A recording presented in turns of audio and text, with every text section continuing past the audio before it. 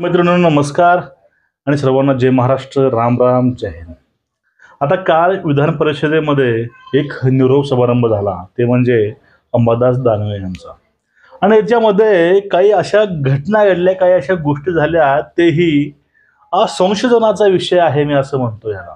आता नेमकं झालं काय? एकनाथ शिंदे, उद्धव ठाकरे, त्यानंतर देवेंद्रजी फडणवीस यांच्यामध्ये नेमकं घडलं काय, आपण हे सगळं काही या व्हिडिओतनं एक एक गोष्टी बाहेर काढायचा प्रयत्न करू आणि आपल्या परीनं याचं विश्लेषण करू.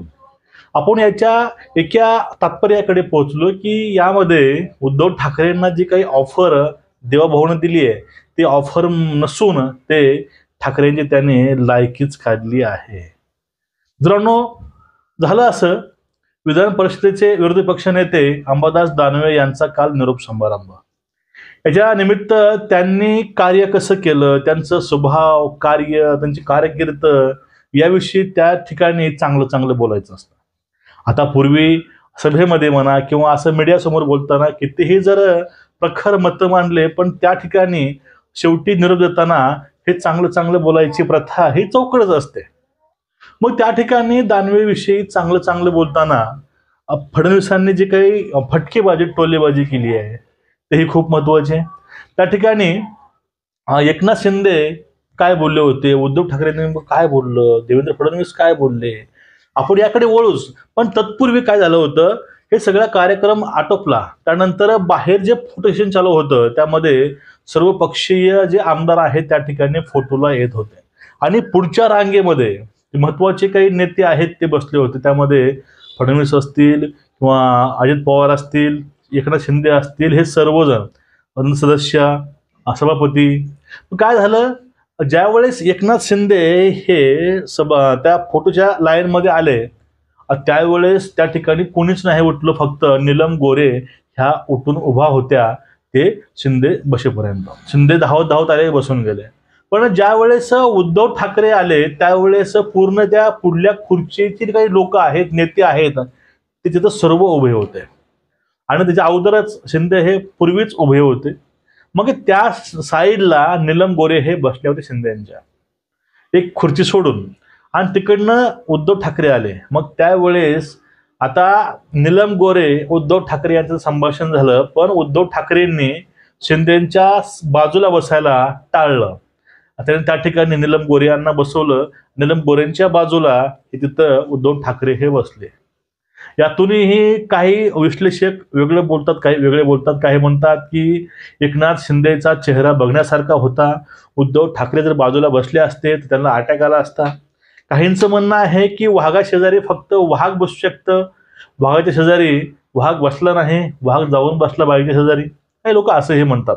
असो, ते काही गोष्टी असो, पण एका फ्रेममध्ये हे दोन्हीही नेते खूप दिवसानंतर आलेत. आणि खास या गोष्टीचं वाटतं की एकनाथ शिंदेविषयी बोलणं हे टाळलं ठाकरेंनी, पण ते फडणवीस जरी बोलले होते. आणि खास करून त्या चेअरच्या लाईनला बसल्यानंतर त्या ठिकाणी नीलम गोरे आणि उद्धव ठाकरे या दोघांचं बोलणं चालू होतं. आता हे बोलणं किती मर्सिडीज द्यायच्या घ्यायच्या हे होतं, कुठल्या घड्या गिफ्ट करायच्या ह्या होतं, काय होतं माहिती नाही. कारण नीलम गोरेंनीच आरोप केला होता, इकडं पद घ्यायला, सीट्स घ्यायला हे मर्सिडीज द्यावं लागतात, मोठे मोठे घडे द्यावे लागतात, हे आरोप त्यांनी केले होते. पण हे सगळं आरोप विसरून ते एकमेकांशी हसून खेळून बोलत होते, हे विशेष. आणि जे काय हे फोटो सेशन आहे, चेअर शेअरिंग आहे, हे या ठिकाणी खूप इंटरेस्टिंग मित्रांनो त्या ठिकाणी दिसून आलं. आता जो विषय होता तो म्हणजे भाषणाचा. आता उद्धव ठाकरेंना फडणवीसांनी ऑफर दिली होती, पण ते ऑफर नसून त्यांची लायकी तिने इनडायरेक्टली काढली. आता दानवे किती चांगले आहेत हे दाखवण्यासाठी त्यांना निरोप देण्यापूर्वी देवेंद्र फडणवीसांनी सांगितलं होतं की दानवेंना भाजपमधून हाकलून दिलं होतं. ते तिथून बाहेर नव्हते आले, तिथून त्यांना हाकलून दिलं होतं, हे त्या ठिकाणी देवाभाऊनं हे स्पष्ट सांगितलं होतं. निरोपाच्या वेळेस जरा चांगलं चांगलं बोलायचं असतं, पण त्या ठिकाणी देवाभाऊने बरोबर हा टोला करेक्ट जागी दाखवला आणि परत सांगितलं, आता तुम्हाला 29 पर्यंत काय आतमध्ये येता येत नाही, आता पुढे तुम्हाला यायचं असेल तर पर्याय आहे. त्याचा गरिबीचा अर्थ काय होतो की त्यांनी तिथं परत बोलून दाखवलंय की परत यांना वाटायचं की या ठिकाणी पण ते फोडाफोडी करत आहेत. अशा गोष्टी.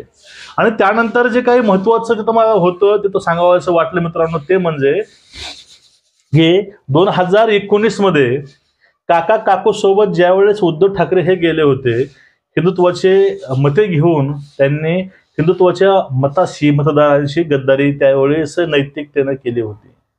मग त्यांचे ते अनैतिक संबंध जे होते, म्हणजे अर्थ तुम्ही त्या घेऊ नका, याचा अर्थ अनैतिक म्हणजे नैतिक मार्गानं न घेतलेली मतं.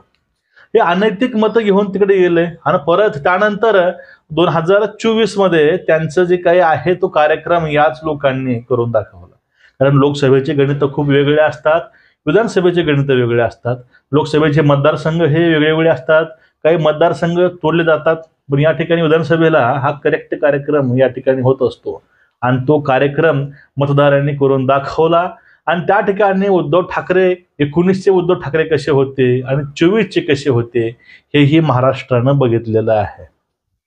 आता उद्धव ठाकरेंना त्यांनी ऑफर दिली, तिकडे काही स्कोप नाही, तिकडे काय आम्ही काही येत नाही, कारण तिकडे आमचं काही स्कोप नाही, पण तुम्ही इकडे या, तुम्हाला इकडे स्कोप आहे, असा जो मिश्किल टोला आहे.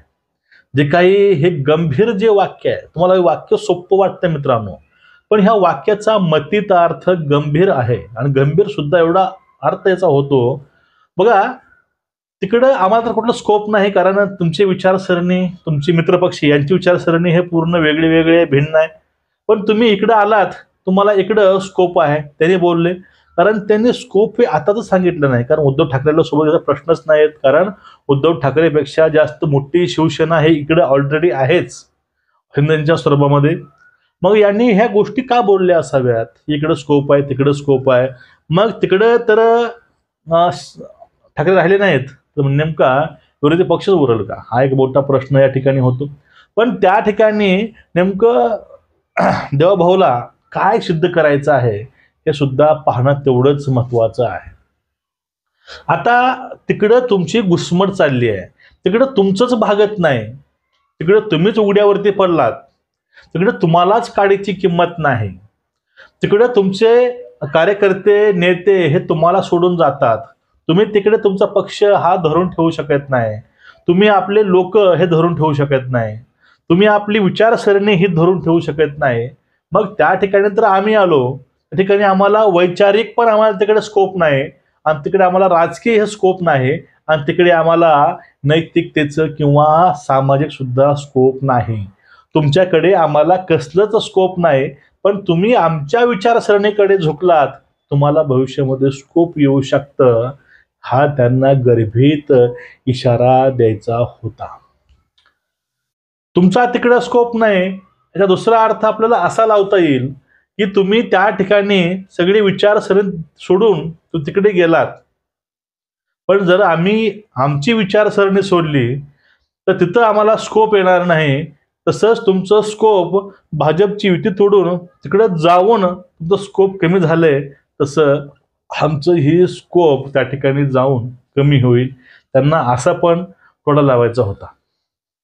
आता जे काय त्यामध्ये काही लोक म्हणले की हे आता देवेंद्र फडणवीस म्हणले, याचा अर्थ काय, त्यांना आता ठाकरे पाहिजे, शिंदे नको, शिंदेना खूप वाईट वाटलं, शिंदे टेन्शन मध्ये आलेत, शिंदेचं आता काय खरं नाही, तर देवाभाऊ कडाडले, उद्धव ठाकरेंनी ते सोबत घ्यायचा विचार केलेला आहे, शिंदेना त्यांना दूर करायचा आहे. लगेच असे फेक नेरेटिव्ह हे मीडियामध्ये लगेच चाय बिस्कुटवाले घेऊन आले. आणि अजून तिथं देवाभाऊ बोललेत की अजून खूप या गोष्टी करायला वेळ आहे. ज्यावेळेस पक्ष फोडायचा ह्या काही गोष्टी असतात त्याला अजून खूप वेळ आहे, 29 पर्यंत त्याला वेळ आहे. आणि 29 नंतर 29च्या वेळेस म्हणजे निवडणुकीला विधानसभेच्या तुम्हाला इकडे आमच्याकडे स्कोप आहे. याचा अर्थ मित्रांनो काय होतो की उद्धव ठाकरेंचं जे स्कोप आहे ते स्कोप म्हणजेच पत, जे काय पत आहे ते उद्धव ठाकरेंची पत तिकडे काहीच नाही. त्यांची पत ही इकडे होती, पण त्याने तिकडे जाऊन ती आपली पत गमावली आहे, असा गर्भित जो काही इशारा आहे तो दिलेला आहे देवेंद्र फडणवीसांनी. म्हणतो ना प्रत्येक वेळेस देवेंद्र फडणवीस ज्या काही गोष्टी बोलतात, जे काही ते बोलत असतात, त्यांच्या बोलण्याचा अर्थ हा खूप गंभीर असतो आणि त्या कोणत्याही गोष्टी अशा उगीच बोलत नाहीत, त्या बोलण्यामागे काही अर्थ हा नक्कीच असतो. आणि आता तो अर्थ आपल्याला कसा घ्यायचा आहे त्या गोष्टी आपल्याला कशा घ्यायच्या आहेत हे आपल्यावरती अवलंबून आहे. पण या निरोप समारंभाच्या माध्यमातून जे काही तिथं बोलणं झालं, त्या गोष्टी झाल्या, ह्या सगळ्या गोष्टीची चर्चा हे मीडियावरती भरपूर चालली आहे. त्याला विश्लेषक, त्या न्यूज चॅनल्स हे रंगू सांगत आहेत. त्यांची ही TRP वाढत आहे. आता आपल्या हे व्हिडिओची TRP वाढवण्यासाठी तुम्ही आपल्या व्हिडिओ असं शेअर करा. आणि शेवटी सगळ्या ह्या गोष्टी बघितल्या तर यात स्कोप कुणाचं कुठं आहे, कुठं कुणाला स्कोप भेटतं, ह्या स्कोपचं नेत्याहून जास्त हे मतदारांना माहीत असतं. कारण त्यांनी वोट केलेलं असतं स्कोप बघूनच.